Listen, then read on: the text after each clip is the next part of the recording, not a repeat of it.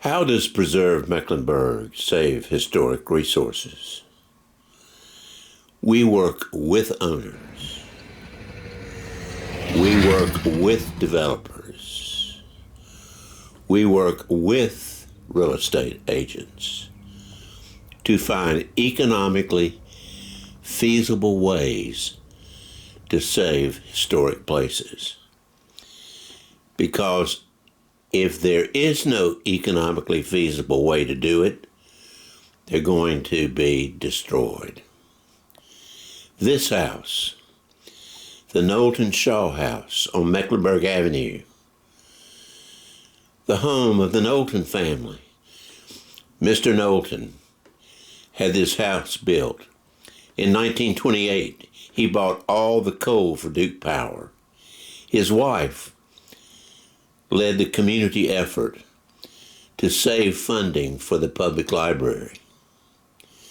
This house in the 1940s was the home of Victor Shaw, Mayor Victor Shaw, who in the 1950s, while he was still living there, had the Charlotte Coliseum and Ovens Auditorium built. This house was doomed because the Historic Landmarks Commission used its greatest power under law to prevent demolition, delayed it a year. The owner was simply letting the clock tick.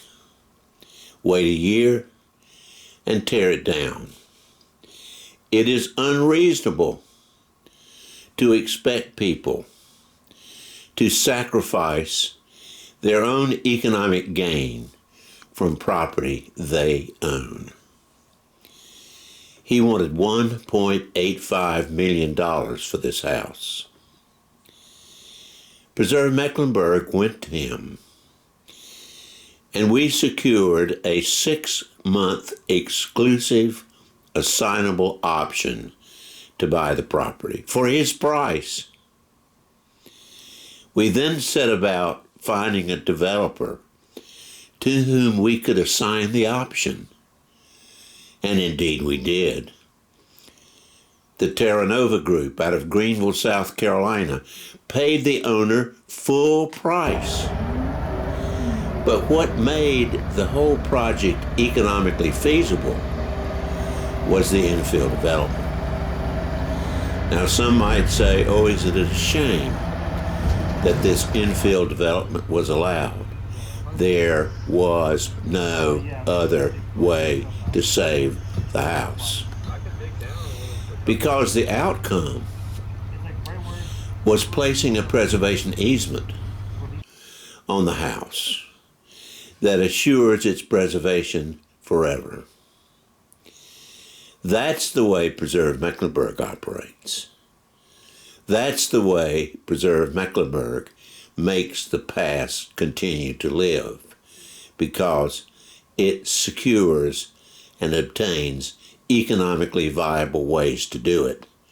And believe me, there are many other properties of this type that face this as the only viable, economically securable way to save historic properties.